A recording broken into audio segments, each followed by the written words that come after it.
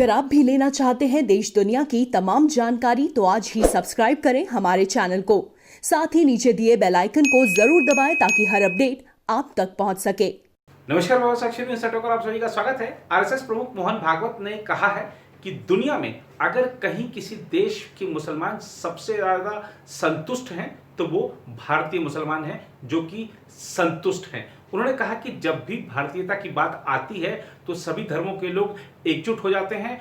RSS प्रमुख ने अपने इस साक्षात्कार में और भी बहुत कुछ महत्वपूर्ण बातें कही हैं। क्या कहा है आज की इस विस्तृत रिपोर्ट में बात करेंगे। साथ ही बात करेंगे राजस्थान की भी, जहां एक पुजारी को सरेआम जिंदा जलाकर मार दिया गया, लेकिन कांग्रेस आलाकमान चुप है।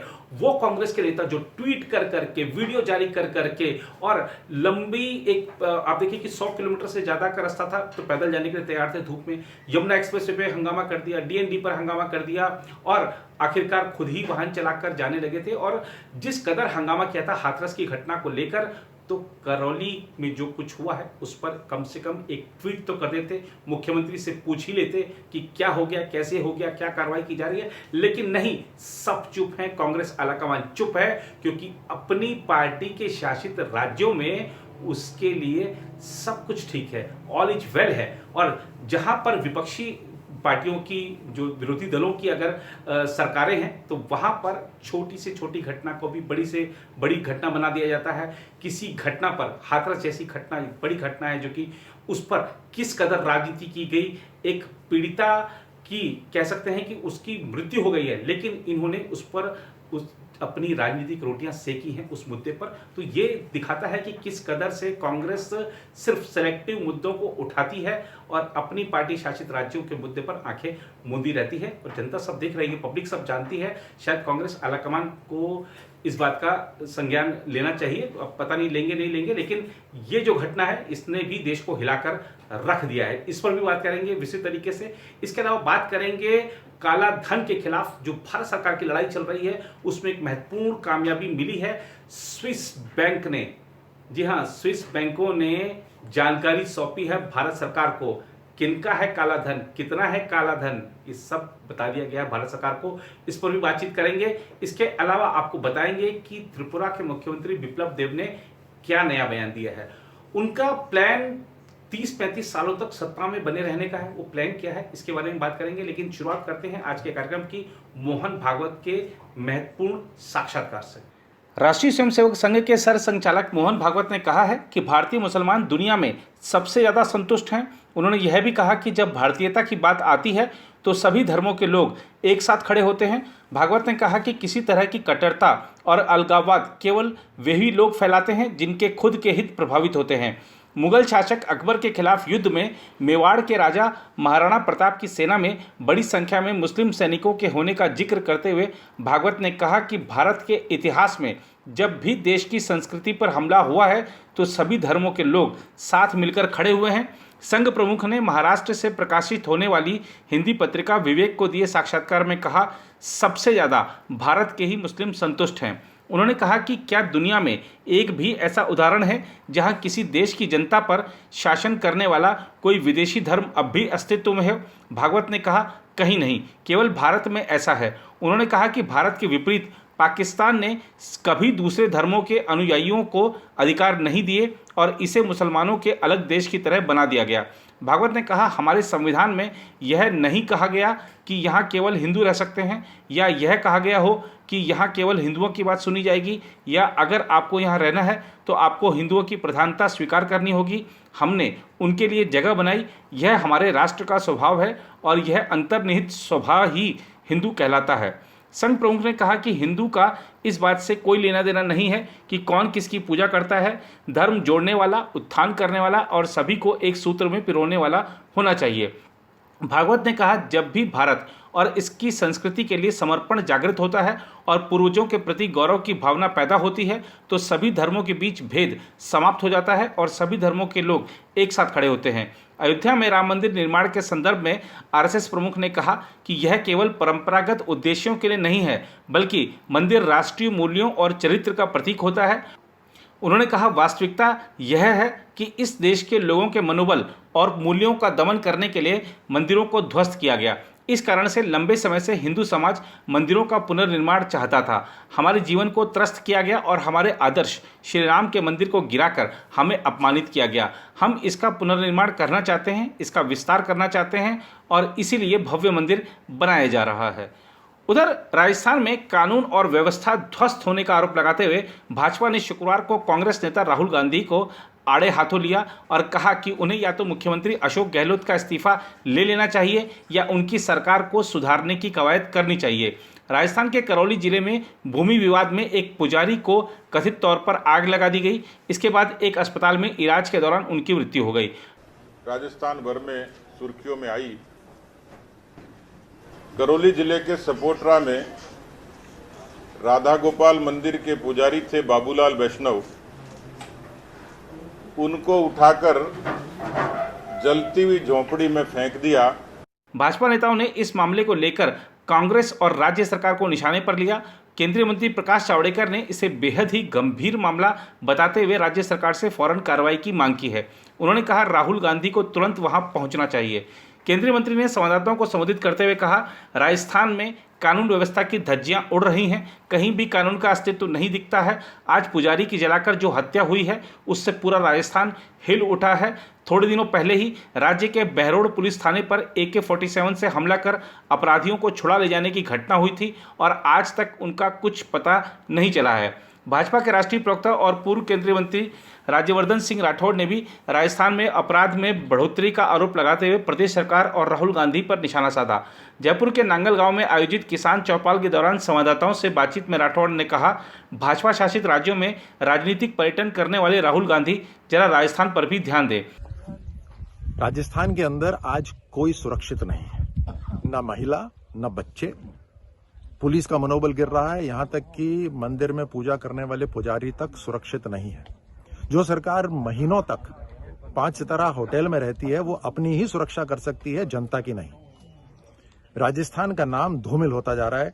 नेशनल क्राइम ब्यूरो के अंदर राजस्थान पूरे देश के अंदर महिला उत्पीड़न के अंदर, महिला के क्राइम्स के अंदर नंबर 1 है। आज पूरा राजस्थान का नाम धूमिल हो रहा है। एक मर्यादित प्रदेश हमेशा से माना जाता है, मर्यादा ना छूटे, चाहे मन की कैसी ही स्थिति हो, चाहे घर का आंगन हो या रणभूमि हो, ये राजस्थान रहा है। और मैं आग्रह करूंगा कि राहुल गांधी जी जो पॉलिटिकल पर्यटन करते हैं बीजेपी शासित प्रदेशों के अंदर, वो जरा राजस्थान के ऊपर ध्यान दें। और राजस्थान के जो मुख्यमंत्री जिन्होंने कहा था कुछ समय पहले नकारा निकम्मा, ये कहा था नकारा निकम्मा, आज राजस्थान की, ये किसी के लिए कहा था उन्होंने, आज राजस्थान की जो कांग्रेस सरकार है इन शब्दों के ऊपर जरा आत्मचिंतन करें और राजस्थान की जनता को सुरक्षित रखें। राजस्थान पुलिस के अनुसार पुजारी को जलाने की घटना सापोटरा के बुकना गांव की है। वहां बुधवार को एक मंदिर के पुजारी बाबूलाल वैष्णव पर 5 लोगों ने हमला किया। आरोप है कि मंदिर के पास की खेती की जमीन पर कब्जा करने की कोशिश कर रहे इन लोगों ने पुजारी पर पेट्रोल छिड़ककर आग लगा दी। घायल पुजारी को स्थानीय अस्पताल ले जाया गया, जहां से उन्हें गुरुवार को जयपुर भेजा गया। करौली के पुलिस अधीक्षक मृदुल कच्छावा के अनुसार घायल पुजारी के बयानों के आधार पर भारतीय दंड संहिता की धारा 307 के तहत मामला दर्ज किया गया था। गुरुवार को पुजारी की मृत्यु के बाद इस मामले में भारतीय दंड संहिता की धारा 302 भी जोड़ी गई है। प्रकरण के मुख्य आरोपी कैलाश मीणा को गिरफ्तार कर लिया गया है। बाकी आरोपियों को भी जल्द पकड़ लिया जाएगा। राजस्थान में हाल के दिनों में हुई बलात्कार की घटनाओं का जिक्र करते हुए जावड़ेकर ने आरोप लगाया कि ऐसी घटनाओं पर राजस्थान की सरकार कुछ नहीं कर रही है। उन्होंने कहा, राजस्थान में कानून व्यवस्था ध्वस्त हो गई है। राहुल गांधी को बाकी भारत दर्शन करने की बजाय राजस्थान के जिले जिले में जाना चाहिए। वहां वह अपनी सरकार से या तो इस्तीफा ले लें या सुधारने के लिए कवायद करें। उन्होंने सवालिया लहजे में कहा कि राहुल कुछ नहीं करेंगे, केवल राजनीति करेंगे। उन्होंने कहा उनकी यह राजनीति लोग भी बर्दाश्त नहीं करेंगे। जावड़ेकर ने पूर्व कांग्रेस अध्यक्ष को सलाह दी कि वे अपने कार्यकर्ताओं को राजस्थान के उन स्थानों पर भेजें जहां बलात्कार की घटनाएं हुई हैं, ताकि वे पीड़ित पक्ष की आवाज़ उठाएं और कार्रवाई के लिए प्रदेश सरकार को बाध्य करें। उल्लेखनीय है कि राहुल गांधी और कांग्रेस हाथरस में एक दलित युवती के साथ हुए कथित बलात्कार की घटना को लेकर उत्तर प्रदेश सरकार पर लगातार हमले बोल रहे हैं। राठौड़ ने इस बीच आरोप लगाया, राजस्थान में आज कोई सुरक्षित नहीं है, ना महिला ना बच्चे, पुलिस का मनोबल गिर रहा है, यहां तक कि मंदिर में पूजा करने वाले पुजारी तक सुरक्षित नहीं है। भाजपा नेता ने कहा कि राज्य में बढ़ते अपराधों के कारण राजस्थान का नाम धूमिल होता जा रहा है। इस बीच भारत को सूचनाओं की स्वतः आदान प्रदान व्यवस्था के तहत अपने नागरिकों और संस्थाओं के स्विस बैंक खातों की जानकारी का दूसरा सेट मिला है, जो कथित रूप से विदेशों में जमा काले धन के खिलाफ सरकार की लड़ाई में एक महत्वपूर्ण सफलता है। भारत उन 86 देशों में शामिल है जिनके साथ स्विट्जरलैंड के संघीय कर प्रशासन यानी FTA ने इस साल AEOI पर वैश्विक मानक ढांचे के भीतर वित्तीय खातों की जानकारी साझा की है। भारत को सूचनाओं का स्वतः आदान प्रदान के तहत सितंबर 2019 में स्विट्जरलैंड से विवरण का पहला सेट मिला था। उस समय इसमें 75 देश शामिल थे। FTA ने शुक्रवार को एक बयान में कहा, इस साल सूचना के आदान प्रदान में लगभग 31 लाख वित्तीय खाते शामिल हैं। वर्ष 2019 में भी करीब इतने ही खातों की जानकारी दी गई थी। हालांकि बयान में 86 देशों के बीच भारत के नाम का अलग से उल्लेख नहीं था, लेकिन अधिकारियों ने बताया कि भारत उन प्रमुख देशों में है जिनके साथ स्विट्जरलैंड ने स्विस बैंकों के ग्राहकों और अन्य वित्तीय संस्थानों के वित्तीय खातों के बारे में विवरण साझा किया है। अधिकारियों ने आगे कहा कि इस साल 86 देशों के साथ स्विट्जरलैंड ने 30 लाख से अधिक वित्तीय खातों के बारे में जानकारी साझा की है और इसमें एक बड़ी संख्या भारतीय नागरिकों और संस्थाओं से संबंधित है। उन्होंने कहा कि स्विस अधिकारियों ने भारत के अनुरोध पर पिछले एक साल में 100 से अधिक भारतीय नागरिकों और संस्थाओं के बारे में जानकारी साझा की है जिनके खिलाफ कर चोरी और वित्तीय गड़बड़ियों की जांच चल रही थी। ये मामले ज़्यादातर पुराने खातों से संबंधित हैं जो 2018 से पहले बंद हो चुके हैं। AEOI केवल उन खातों पर लागू होता है जो 2018 के दौरान सक्रिय थे या इस बीच बंद किए गए। इनमें से कुछ मामले भारतीयों द्वारा पनामा, ब्रिटिश वर्जिन आइलैंड और कैमन आइलैंड जैसे स्थानों की संस्थाओं में जमा धन से संबंधित हैं। इनमें से ज़्यादातर व्यापारी हैं, जबकि कुछ राजनेता और उनके परिजन भी शामिल हैं। अधिकारियों ने हालांकि गोपनीयता का हवाला देते हुए भारतीयों के मौजूदा खातों की संख्या या इनमें जमा धनराशि के बारे में ब्यौरा देने से इनकार किया। स्विस अधिकारियों द्वारा दी गई जानकारी में पहचान, खाता और वित्तीय जानकारी शामिल है। इन जानकारियों से कर अधिकारियों को यह पता करने में मदद मिलेगी कि क्या करदाताओं ने कर रिटर्न में अपने वित्तीय खातों के बारे में सही जानकारी दी है। इस तरह का अगला आदान प्रदान सितंबर 2021 में होगा। स्विट्जरलैंड का पहला ऐसा आदान प्रदान सितंबर 2018 के अंत में हुआ और इसमें 36 देश शामिल थे। उस समय भारत इस सूची में शामिल नहीं था। इस समय लगभग 8,500 वित्तीय संस्थान FTA के साथ पंजीकृत हैं। ये संस्थाएं आंकड़े जमा करके FTA को देती हैं। उधर त्रिपुरा के मुख्यमंत्री बिप्लब कुमार देव ने कहा है कि पूर्वोत्तर राज्य में 80% घरों में अगर स्वामी विवेकानंद की तस्वीरें हों तो भाजपा सरकार यहां अगले 3 दशक तक सत्ता में रह सकती है।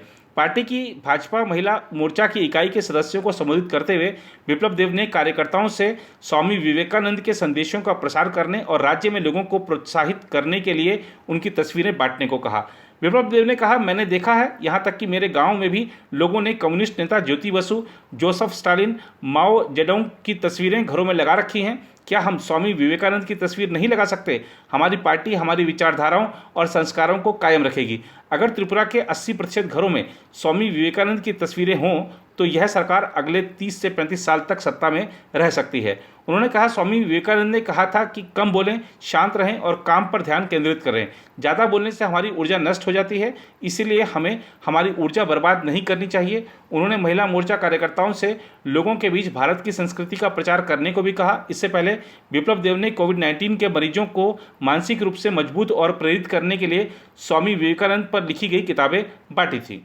उधर अगर आप भी माता वैष्णो देवी के दर्शन के लिए जाना चाहते हैं तो एक खुशखबरी यह है कि राज्य प्रशासन ने अभी तक जो 5,000 लोगों के आने की अनुमति थी एक दिन में, अब 7,000 कर दिया है उसको, और तमाम तरह की अन्य रियायतें भी दी हैं। क्या कह रहे हैं जो जम्मू कश्मीर प्रशासन है उसके सचिव, आइए आपको दिखाते हैं। सिनेमाज, बार्स, कोचिंग सेंटर्स ये सब अलाउड टू ओपन है। कुछ कोई 15 अक्टूबर से खुल रहे हैं, कुछ कल से ही खुल गए हैं। Bars are allowed to open from tomorrow, today, जब से भी वो खुलना चाहे खुल सकते हैं।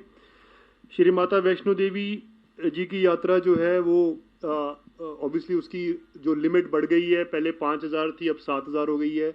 एक और बड़ी इंपॉर्टेंट चेंज ये आई है कि पहले स्टेट एग्जीक्यूटिव कमेटी जो है वो नंबर फिक्स करती थी कि JNK के जो श्रद्धालु हैं वो कितने होंगे और बाहर के कितने होंगे। अब वो नंबर जो है, हमने ये देखा कि JNK का जो नंबर था वो कुछ ज़्यादा सिग्निफिकेंट नहीं था और बाहर से यात्रा जो है वो ज़्यादा सिग्निफिकेंट रहती है। इसलिए हमने वो CO साहब पे बात छोड़ी है कि वो डिसाइड करें कि वो 7,000 जो हैं उसमें से कितने बाहर के और कितने JNK के रखना चाहते हैं। पासिस जो थे उसका अब कोई रिक्वायरमेंट नहीं है। that is a very important thing which I think should get communicated to the officers and the system also which is listening to me आपके माध्यम से और जनता भी जो सुन रही है कि पहले जो इंटर प्रोविंस और इंटर स्टेट /UT पास होता था वो नहीं चाहिए।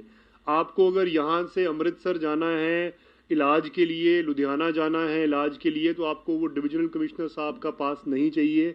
आप जा सकते हैं और वापस आ सकते हैं। सो वो वाली पाबंदी जो है वो कम्प्लीटली ख़त्म है।